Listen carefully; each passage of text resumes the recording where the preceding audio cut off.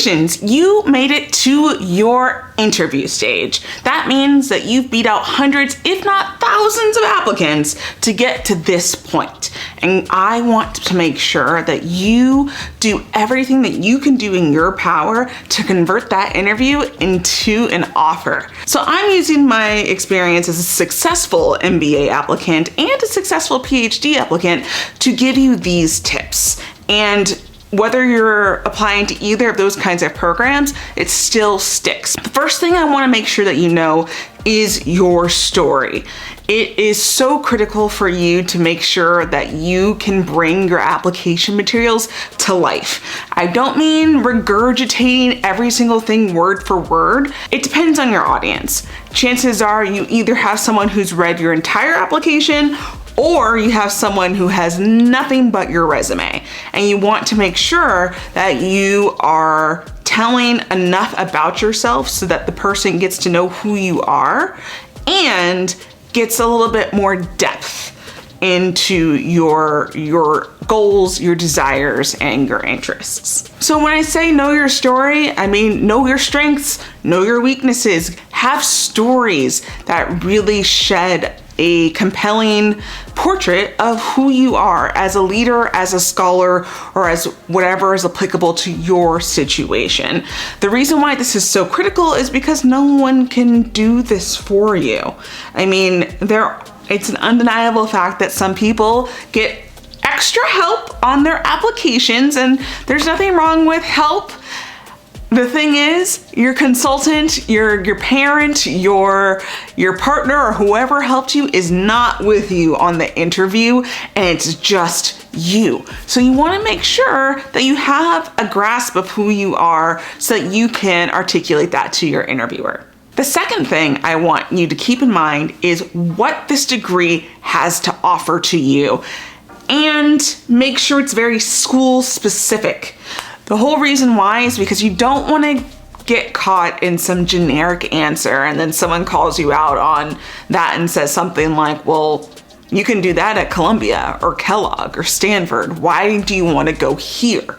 So I want to make sure that you are doing your research so that you can have unique insights, whether it's learning from a certain professor, whether it's taking advantage of a center or a certain area of learning that's unique to the institution that you are interviewing with.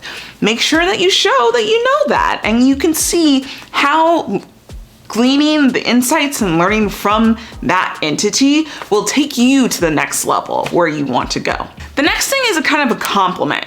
Yes, you're going to get a lot from your institution, but I also want you to know what you can contribute to the institution as well. I know firsthand in both my business school experience and my PhD experience that the community that the students bring to the table is so critical to your learning and advancement. So make sure that you have a really good handle on what you have to offer, whether it's knowledge and insights from a different industry that your classmates might not have, whether it's more research experience, whatever would be valuable to the community that you would like to join. Make sure you weave that into your story so that you can show that you're not just a taker, you're a giver as well. And the last thing that I think is so critical, and honestly, as an interviewer, I think it's really suspect when people don't do this. And that is to ask great questions. And what do I mean by great questions? I mean questions whose answers you can't get from the internet. That's just wasting people's time if you can easily search on the homepage of your institution to get that answer. You want to take advantage of the perspective of your interviewer. Your interviewer might be an admissions committee member, it might be an alumna, it might be a current student, or a faculty member. Each type of interviewer has unique insights that can help you further down the line. Like I said, my goal is to help you convert your interview into an offer.